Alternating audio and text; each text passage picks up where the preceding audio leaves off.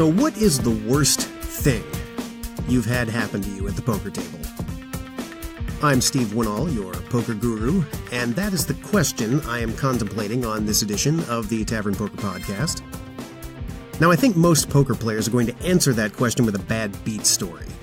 Anybody who plays poker on a regular basis has had more than their fair share of bad beats, and we all love to tell bad beat stories, certainly more than we enjoy listening to them, I'm sure.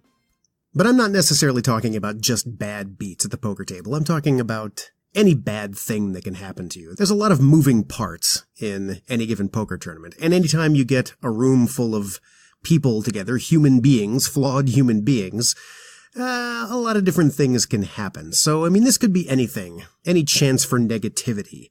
Maybe it's just a mistake you made, like you misread a hand, or you threw out the wrong number of chips, or perhaps there was a dispute between the players that got pretty heated, or maybe there was a bad ruling from the TD or the casino floor. So all kinds of bad things can happen, and any of it generally is more than enough to completely take you off your game. And it also just makes you feel bad. We play this game to have fun. A lot of us take it very seriously. For some people, it's even their livelihood. But there's a lot of things we could choose to do for a living. We choose to do this because it's a game. It's a game we enjoy. It's a pastime. It's as American a pastime as baseball is now, I think, especially with the recent poker boom. The popularity does not seem to be dying off anytime soon. And sooner or later, the more you play poker, inevitably there's going to be some things that constitute a bad time. You can't always avoid them. All you can really do is decide how you're going to react to them, or as I like to say, respond to them. I think responding is always a better choice than reacting. But let's take a look at some of those moments. I think the mark of a good player is just how well you can roll with the punches. And hopefully your worst time at the poker table doesn't mean literal punches. I have seen it come to that as well. Now, I don't know exactly what my own worst moment at the poker table is just yet. Maybe I'll have an idea by the end of this podcast. But I'm definitely going to go through some things that I've heard, some things that I've witnessed, and maybe we'll get a better idea of it. And while we're at it, why don't we just go ahead and start with the bad beats? I certainly have more than a few bad beat stories, and, a lot of players, a lot of pros really don't want to hear your bad beat stories. They really don't care. Most people, I think, don't really want to hear it. They can commiserate, sure, and we want to tell them because, again, we want to feel validated. We want to feel like we were the ones doing the right thing. We're the hero in our own story. And when things don't go our way because of circumstances completely beyond our control, we want to make sure that everybody knows we had nothing to do with our own downfall. That's a common human experience, I think. And it's really true at the poker table. People want to feel like they outplayed the other person. And that's hard to do when you're the one standing up and someone else is dragging your chips to their chip stack. So we wanted to make sure that everybody knows that, that person sucked out on me. And, no one's immune to it. You just kind of have to recognize it's a natural part of the game. And if you did everything right, or you feel like you played things correctly, then there's no shame in it. And everybody suffers it. Everybody gets a bad beat. Everybody puts bad beats on other people. It's just a part of the game. So the natural question becomes, what's the worst bad beat that I ever had? Well, honestly, I don't really know. I've had a lot. I've played poker for a long time, and I've been sucked out on by 1 and 2 outers more times than I can count. I think from that perspective, it becomes more situational for me. Like maybe it was a big tournament or I was on a bubble of some kind. But I don't really have anything specific in mind because it's happened time and time again, and it'll happen some more. That's just the way the game works. I can, however, remember the worst bad beat I ever gave to someone else because it's probably to this day the worst bad beat in general that I've ever seen. And the reason it's such a bad beat, when I consider something a bad beat, it's because the odds were so much in one person's favor that it should have been a lock on the hand. Like you're 99% favored to win the hand, like 99.9% favored to win the hand. And that may seem like a completely hyperbolic statistic, but that's a true thing that can happen. You'll see it on ESPN, when you're watching a big tournament go down and they show the whole cards and they'll have win percentages next to them. And sometimes you'll see something that says less than 1%. That means they have a less than 1% chance of hitting their cards and winning the hand. And I've seen that happen. But the worst one I think I ever saw happened in a tournament a while back that just so happened to involve myself and a friend of mine.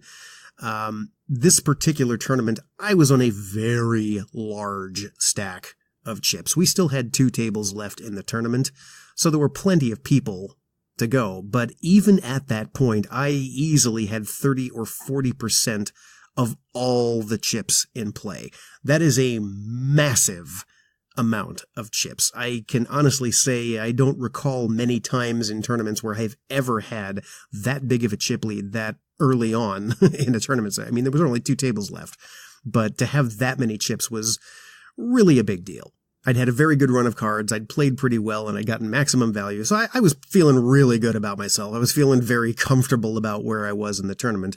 I probably could have folded for the next hour and cruised right into, the top 3. But of course, when you have that many chips, you're inclined to play more, and that's where you get kind of relaxed. That's where you start not thinking as much about what you're doing. You start to feel invincible. That's really dangerous, by the way. If you ever start to feel invincible at the poker table, like you just keep hitting everything, you don't seem to be able to lose, and so you start playing a lot looser with your chips, and you start playing bad cards out of position, that's when you're in trouble. Because no matter how big your chip stack is, it can go away in a real hurry if the right person wakes up with a hand on you. But that's just a side rant I have for this sort of thing. The point is I had a very big chip stack and I was feeling pretty loose, and we were in the late stages of the tournament. And in this particular hand, I was on the button. I had the dealer button. I was in position with a gigantic mountain of chips. And the person who was under the gun, the first to act, was a friend of mine, and she was pretty short-stacked. She had, I want to say, 3 to 5 big blinds left, so not a lot of chips. And she was the first one to act, and she looked at her cards, and she shoved all in. She said, these are the cards I want to go with, and she put it all in there. And it folded all the way around to the guy on my right, the person who was sitting in the cutoff, and he looked at his cards. He was also short-stacked. He had a little bit more than she did. But he looked at his cards, and he also thought to himself, well, I think this is the spot where I want to go as well. So he went all in as well. So we're talking like 5 big blinds versus 7 big blinds, something like that. Well, my being the idiot on the button with a gigantic chip stack, looking down at ace-7 offsuit, I said to myself, hey, I've got a chance to bust out 2 players, and I just called. Now, I will readily admit to this day that was a very bad call on my part. I mean, what am I really ahead of there? I've got ace-7 offsuit. At the very best, I could say I had an overcard to somebody's pair. I had 1 live card, namely the ace, that I could maybe hit and take somebody out if they've got a lower pocket pair. But then, even then, I'm only looking at 3 outs, and at worst, somebody else has got an ace, and I'm certainly outkicked in that situation, right? So, to my mind, it was a bad call. But again, mountain of chips, I'm feeling incredibly cocky, so I made the call without really thinking about it. And my friend, who had pushed all in under the gun, turned over pocket queens. Very strong hand. An obvious move with a short stack to get it all in right there. The person to my right, the guy who decided, well, I've just got a couple blinds more, I want to take my chances here, he turned over ace-5. I can sort of understand that reshove. Not entirely, but it still, in my mind, made more sense than my call with ace-7. I said to myself, well, at least I'm dominating the guy with the ace-5, and I might win a small side pot out of this. It was very likely. Still a bad call. But, the chances went straight into the toilet when the flop was queen 8-8. So my friend with the pocket queens had just flopped a full house, queens full of 8s. And suddenly, those 2 aces, the 2 ace-high hands, if their odds were staggeringly low before the flop, because there were only 2 aces left in the deck, you would now need an electron microscope to see the win percentage of those hands now, because she flopped a full house. And, it was really bad. And the other guy, in fact, the guy to my right, who's looking at one person who just flopped a full house and the other one has him dominated and there's nothing there for his hand, he's actually standing up and putting on his jacket at this point. He was already resigned to his fate, and I just kind of sat back and said, oh, well, that was dumb. I could shake off the loss to the main pot, but maybe I'll win this tiny little side pot and I won't feel like such an idiot for having made such a bad call. That's what was supposed to happen. Until the turn was a third 8, and the river was the 4th. So to recap, myself and the guy to my right now had quad 8s with an ace kicker, and my friend who had gone all in under the gun with the pocket queens now had quad 8s with a queen kicker. The guy with the ace 5 hand sat back down in stunned amazement, and the two of us chopped both pots, while my friend, who had flopped a full house, got up and exited the tournament. The worst bad beat I've ever seen, and I felt horrible about it. Now, I should clarify here. I'm never, as a poker player, sad when I eliminate another person from the tournament, when I put more chips into my stack, when I ladder up in the tournament. That's the goal. That's what you always want to do. And, there are no lifelong friends at the poker table. If you got a chance to take someone out, you're going to do it. But I know what it's like to have a bad beat, and that was the worst one I had ever seen. It was a friend of mine. I know how frustrating that is. It was such an incredibly long shot to lose that hand pretty much the whole way through. And this might make me somewhat of an anomaly in the world of, especially in the world of free poker or cheap poker, but I never feel good about winning a pot, especially not knocking someone else out, when it was the result of a mistake that I made, when I play badly and get rewarded for it. I can't feel happy about that, even if it means I'm laddering up in the tournament, even if it means I'd knock someone out, because I'm very critical of myself. I'm very critical of how I play this game. And if I made a bad mistake and I get rewarded for it, that's like feeding your dog from the kitchen table. It's not a behavior you want to encourage from the dog, but once you do it, they've been rewarded for it. Now they're going to bug you for the rest of your life. And here's the reason I really feel bad about making a mistake like that. Maybe this is one of the worst things that happened to me, which sounds stupid because I won this hand. But think of it this way. There was a great pro in a book once. It might have been Mike Caro. I don't really remember. Mike Caro, by the way, has written some great books, and if you haven't read his books on poker, The Mad Genius of Poker, I highly recommend reading everything that he's written. Even if some of it is dated, it's a good read, and I've learned quite a bit from studying at the hands of Mike Caro. And I think it was him that said this, but they broke down your success in poker in a very simple equation. Because poker is a game with a large element of chance to it, and the skill comes in how well you can navigate those things in the game that you have no control over. And the way it was put in this equation was your success, your long-term success at the poker table, is the direct result of the number of mistakes made by your opponents minus the ones made by you. So in other words, if your opponents make more mistakes in the course of any given hand than you do, then the odds are very good that you're the one who's going to win the hand. Obviously, it doesn't always turn out that way. Sometimes you're just going to get a bad beat. But if you make fewer mistakes than your opponents, then generally that's pretty good for you. So when I make a glaring mistake and I get rewarded for it, I can't feel good about it. No matter what the positive result to me is. Because in my mind, I defeated myself. I didn't beat my opponent. I just won. I took their chips. It's an empty victory. I'll still take it, though.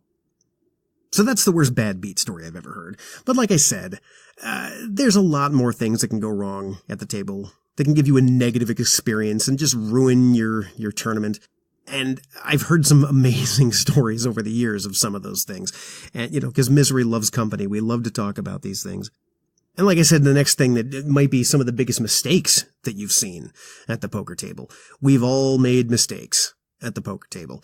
Mine are generally making bad calls, not really putting my opponent on something stronger, or maybe getting myself pot committed in a hand that isn't as strong as it should have been. There's a lot of micro mistakes that you can make.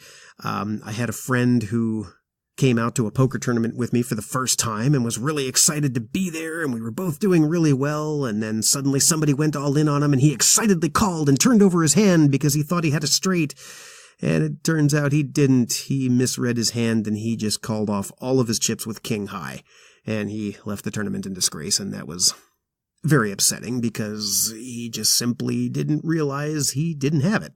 And, that sounds like a glaring amateur mistake, but look at it this way. Even the pros sometimes get caught doing stuff like that.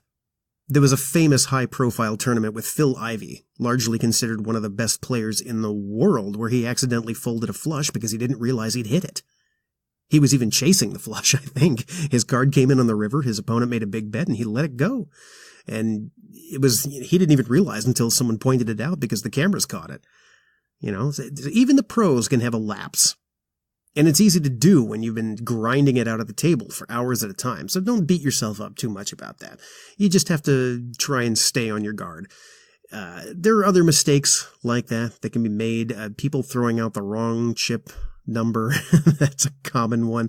And, I saw a great amateur player once, actually, just recently, who threw out the wrong chip amount. It was a 3-bet even. There was the blinds were posted and one person made a raise, and then this player came in for a much bigger raise and then immediately got really quiet and went into the tank, and no one was going to get a read on him, and it folded all the way around, and it got back to the original raiser who really thought about it and thought about it and thought about it and finally said, okay, I guess you've got a better hand than me. And he turned over something really strong, like, I don't know, it was ace king maybe? But, and then the other guy turned over something a lot less, maybe ace 10, ace jack, I don't know, it was dominated, but then admitted, I threw out the wrong chips. I thought I was just calling, but I threw in a whole lot more chips. It's like, they meant to throw out the 1,000 chips, and he threw out the 5,000 chips instead, but the moment he realized he made a mistake, he thought to himself, well, it's too late now, I might as well own it and pretend like I got pocket aces. And it worked. So sometimes you can actually get away with it. But I think the true worst things that happen at the poker table are the things that are genuine negativity. They don't even necessarily have to do with the play of the game. They're just unfortunate situations, or they're deliberately bad situations.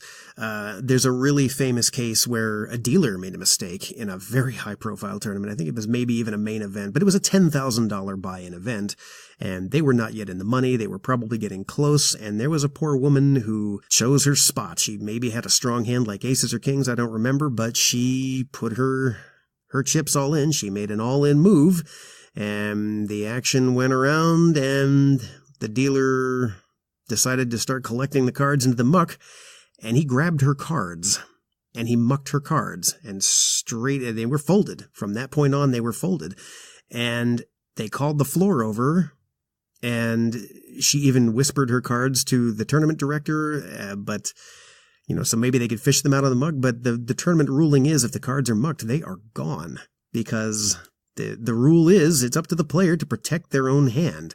You put a card marker on it, you hold on to it, you put a chip on it, whatever. You make sure that those cards stay with you. And the dealer just had a lapse in concentration, and he just grabbed her cards and threw them in the muck. And because of that, and she was all in, she was eliminated from the tournament. It was a $10,000 mistake. So that, to me, I imagine if you ask that person what their worst moment at the poker table is, that would undoubtedly be it.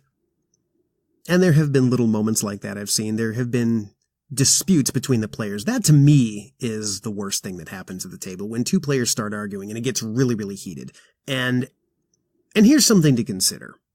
You see these things happen even at the lowest level buy-in events, and even in free tavern poker games. People get really, really passionate about their hands, or they get really bent out of shape if they feel like someone's antagonizing them, or if they just get bad beat after bad beat, or whatever the reason. And it always seems kind of silly. For us low-stakes players, it really seems kind of silly for people to get that bent out of shape and that heated and that angry over what is essentially monopoly money. Because If there's a lot of money involved, you can maybe understand it a little bit more. There's a big difference between just going out on a weeknight and playing free poker and fighting for millions of dollars in a big tournament. I would argue that even then there's no excuse to be a jerk at the table or to get into these big, huge, heated arguments or to antagonize other players. However, you see it happen in the low stakes as well. And I always hear the same thing. It's like, why are you causing such a big deal over free poker? Or even when it isn't a dispute, even when people are really taking it seriously, like they're taking a long time to make a decision, people will say, come on, you're holding up the game. Come on, it's free poker. Don't take it so seriously. And I can understand that to a degree, but consider this. Whether or not you actually have money involved, there is always an investment of some kind. You might not have paid any money to enter a Tavern League game. Maybe you did pay a little bit of money, but it's just a low buy-in tournament that you could easily afford. You can afford to lose the money if things don't go your way. Maybe you're just playing for nickels and dimes around the kitchen table. There's always an investment there because people love this game. They want to do well in this game. They want to enjoy the time that they have there. They want to feel the thrill of victory, but also think of it this way, especially in like a Tavern League. You paid money for gas to get there, or maybe bus fare. You have an investment in your time. You set aside at least 3 hours for this evening to play in a poker tournament. And, maybe you bought drinks and dinner. So there is some money on the line. Not necessarily that you could win more, but you invested in this tournament. So the cost of being in these things is never zero. And when you show up to something and you spent a half an hour to get there, or, you just ordered food and then somebody goes all in over and over and over again and you realize you're never going to get the chance to play if you don't risk all of your chips, that can grate on your nerves. I understand that. But again, the mark of a real player is how well you handle these situations. And there's a great parable that another poker player once used, and it was decent enough that I think I want to repeat it here. It was an old, I believe, Chinese parable about a couple of monks who were, maybe it was Japanese, I don't know. It was it was an Eastern philosophical parable about two monks who were traveling through the wilderness to get to a monastery. They were coming from a town to a monastery, I guess. And these, were two very religious monks who had taken a vow of celibacy and were devoted to their religion. And they were walking through the forest, and they reached a point where they had to cross a river in order to get where they were going. And at the river, there was a woman there. There was a woman sitting on the banks of the river, and she was dressed in a beautiful, ornate dress. And she was well made up, but she was also crying. She was having a terrible time. And one of the monks walked over and asked her what the problem was, and she told them that today was her wedding day. And her husband and his whole family were waiting for her in the village on the other side of the river, and she couldn't cross the river because her family had just spent all of their money on this beautiful ornate wedding dress for her, and if she waded across the river, it would be ruined, so she didn't know what to do. And so that first monk said, well, tell you what, we're heading in that direction, why don't you climb on my back, I will carry you across the river. And so she did. She climbed onto the monk's back, and they all crossed the river, and he put her down on the opposite bank, and she thanked him profusely and went along her way. And the two monks headed back off to the monastery. But along the way, the second monk was seething. He was kind of brooding. He was clearly troubled about something. And what it was is the fact that they had taken a vow of celibacy. They were deeply religious, and they were forbidden to talk to women. Certainly they weren't supposed to touch women or carry one across a river. And after a while, the first monk realized that something was troubling his friend, and so he called him out on it. He said, "What's the problem?" And the second monk said, "How could you do that? You know we're not supposed to touch women. Why would you carry one across the river? We're not supposed to carry women. I don't understand how you could have done that." And the first monk said, "Well, I was just helping someone out." And the second monk said, "Yes, but you can't carry a woman." To which the first monk replied, "I set her down back at the riverbank. You seem to be the one who's still carrying her." And I love that story because the whole point of it is, if something goes bad in a poker tournament, you're not doing yourself any good by hanging on to it many, many hands later. It's only going to come back to burn you. It'll bite you in the end. Now, that doesn't mean that you should just forget about it, because you're not going to forget about it. We're human beings. We're going to remember that stuff, right? But you can't let it affect your play. Every single new hand that happens represents another opportunity for something completely different to happen. And if anything, something that went wrong a few hands before is just going to give you more information. Information that you can use. So maybe try and think of it that way. Try and put a positive spin on things. Or at the very least, try and reevaluate where you are at any given moment. If you had a huge chip stack a minute ago, and now you don't, maybe because of some terrible thing that just happened, well, you got to do your best to shake it off, but the best way to do it is to just take a look at where you are right now and figure out what your next course of action is. Because you can't change what just happened. That's just the sad truth of it is. All you can do is try and control the next thing that happens to the best of your ability. So that's a couple things that can happen, but now let's talk about the really ugly underside that this game can sometimes take. Because tensions do get high. Passions go deep. Tempers can flare up. I've seen it happen time and time again. I've witnessed some pretty bad arguments. I've seen things get physical at the poker table. I once watched a man chase another person around a pool hall with a pool stick, smashing lights because of these two guys just got into a hand together and it didn't go well and very nearly got very ugly. But even that's not the worst I've heard of it. You want to hear some horror stories about the worst day at the poker table? Go into a casino somewhere. And I'm not talking any casino, I'm talking about the classics. I'm talking Atlantic City and Las Vegas. Now, the first time I ever went to Las Vegas, I gotta admit, I thought I would hate it. It just doesn't seem like my kind of a thing. You know, I don't drink. I don't frequent strip clubs. You know, I don't engage in a lot of the seedy activity that Vegas is often known for. Truth be told, I'm not even really a gambler. I play Tournament Texas Hold'em, and that's about it. I don't partake in any other casino games. So it's just kind of not my scene. I was pleasantly surprised the first time I went there, because I was there for just 4 or 5 days of pure poker. And as it turns out, I'm also a bit of a night owl. My biorhythm is just naturally different from everybody else's, and Las Vegas is truly the city that never sleeps. If you want a ham sandwich at 3 in the morning, you're going to find someone who's going to sell you a ham sandwich at 3 in the morning. That's just kind of the way it works. Time kind of has no meaning there. That's by design, of course, but the fact is there was a lot of showmanship to the entire city, and as an actor, that's something I really appreciate. So I didn't nearly hate it as much as I thought I would. In fact, I enjoyed myself quite a bit. But one of the more interesting things that happened there is just talking to the people, talking to the regulars, the locals, the people who work in the casinos and the shows. I had the opportunity to talk to performers from Cirque du Soleil and people who were out there earning their living just performing on the streets. But the real ones to talk to are the dealers at the poker tables.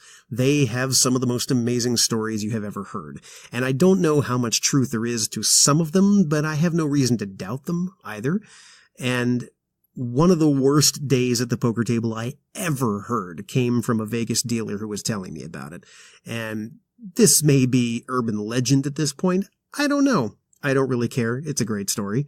But this was a story about a woman who was new to being a dealer in the casino. Now, if you ever consider being a dealer, what you have to go through is, it's not nothing. You got to go through dealer school. You got to learn the games, and then you got to audition for your spots in the casinos. Luckily, there's a high demand for that kind of thing if you're ever thinking about getting into it. But this is a woman who is very new to it. She had just become a dealer. She was maybe there only for a couple of months. I don't really remember the exact. It might have been as long as 6 months. It doesn't matter. She was new. But you tend to get thrown right into the thick of things, so she was dealing a lot. And she was always there, and she was doing pretty well in a very short period of time, so it wasn't long that they moved her into the high roller room. Now, the high roller room, at the poker room in the casinos. That's the place where suddenly you're not playing $1 and $2 blind Texas Hold'em anymore.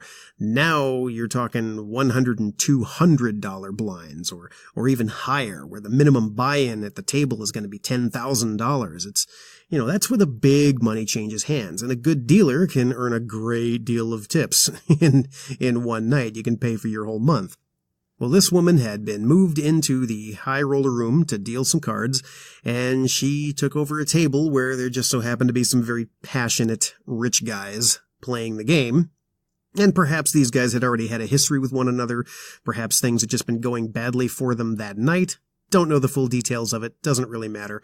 But the point is, they were getting upset. One of them was getting upset over the fact that he was having a run of dead cards, or that his cards weren't coming out. And before I go any further with this, I just want to do a little sidebar here about this. I don't understand blaming the dealer for your bad luck. It's really just bad form.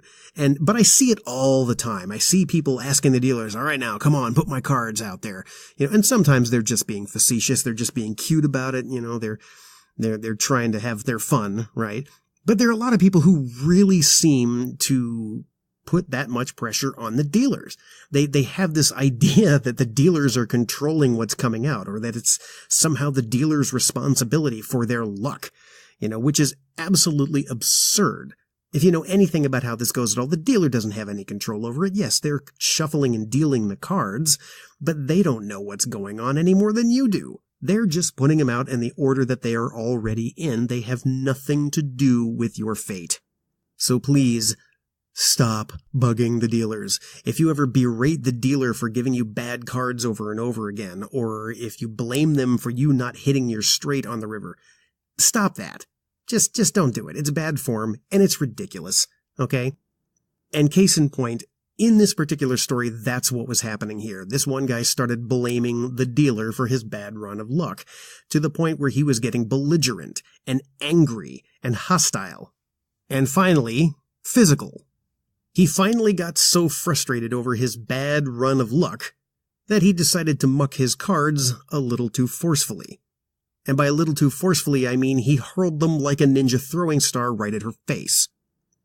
Now, I don't know if this guy was a professional card thrower, or if he just so happened to have the perfect throw that night, but these things went blazing straight into her eye like a knife blade. And they sliced her eye open. She was very badly injured. She had to leave the table. They rushed her to the hospital, and she wound up losing her eye. The man, of course, was immediately banned from the casino for life, and probably went to jail, and I'm sure she retired off of the money that she got from the civil settlement. In fact, I believe that's the case that the dealer said. He said something to the effect of, she's living the high life now, not working at all. But I'm sure she would also rather have her eye. That, to me, if I had been there for that, whether I was involved in it or not, that would have been the worst thing that ever happened to me at a poker table. So think about that the next time you have a bad beat situation. The next time you're going card dead. Think about that. Your life isn't that bad. Certainly not as bad as the other dealer from Atlantic City who told me that someone murdered someone at their table one night. Someone busted them out of a tournament, and the guy pulled a knife out of his sock and stabbed him right in the heart right there at the table. Pretty bad day at the poker table. But of course, those are the extremes. For me, the bad days are usually whatever makes me feel embarrassed over what I did. My own behavior, because that's the only thing I can ever truly own. I try and at least show a bit of character at the table. You don't always succeed, because we're human, You can get frustrated sometimes, and that's to be expected. It's okay. As long as you don't berate people in your anger. I know some people who do this just because it's a part of their game. They want to try and get a read on somebody, but you should know how much is too far. And often the sad truth of this game is that it is a gambling game at its core, and so oftentimes someone's bad day, someone's worst day at the poker table means losing a lot of money. Sometimes your chips just hit the felt one too many times, and you reached back in your pocket to reload one too many times, and it just didn't work out for you. It's a real slippery slope to just dig yourself into a deeper and deeper hole. Maybe you ponied up the money for a poker tournament that you really couldn't afford, and when you didn't make the cash, all that happens is you're out that much money. Those are some pretty bad days. They're life lessons that can be learned. They teach you how to avoid doing that in the future. I have been there, believe me. I don't do cash games anymore, I'll tell you that, and it's for that reason. But sometimes they're just little mistakes that get made that you can look back on later on and laugh, or at least say to yourself, well, that was silly, but, I'll always remember that, but I'm glad it's over. You can look online and find montages of people making really odd mistakes in the poker. My personal favorite was there was a guy who was engaged in a prop bet. Poker players are notorious gamblers. They love making side bets about things that have absolutely nothing to do about the poker game that they're playing in.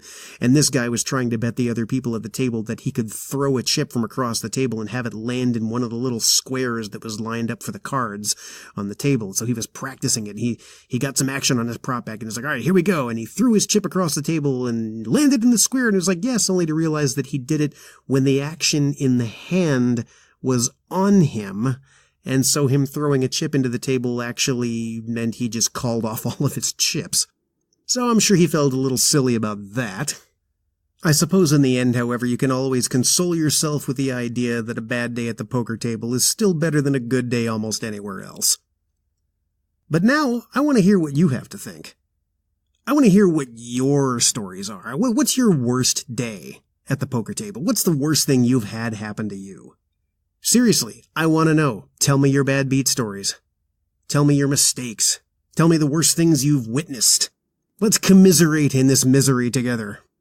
So feel free to leave some comments. And while you're at it, I'm still very much in the fledgling stages of this podcast. This podcast is very much in its infancy, and I'm very much sort of learning this as I go. But I have a lot I want to talk about with you guys. So you could do me a favor by sharing this with your friends. Give me some likes. Maybe subscribe. Help me out. If you like what you're hearing, then feel free to spread it around a bit, to help me get this thing to go as far as I can possibly go with it. Because I'd love to do more, and I'd love to take you along for the ride. And just remember, no matter how bad things get at the poker table, you always have control over how you choose to react to it. You can't always control your emotions, but remember, the worst thing that can happen to you is you got to play poker. I'm your poker guru, Steve Wannall. This is the Tavern Poker Podcast. Thanks for listening.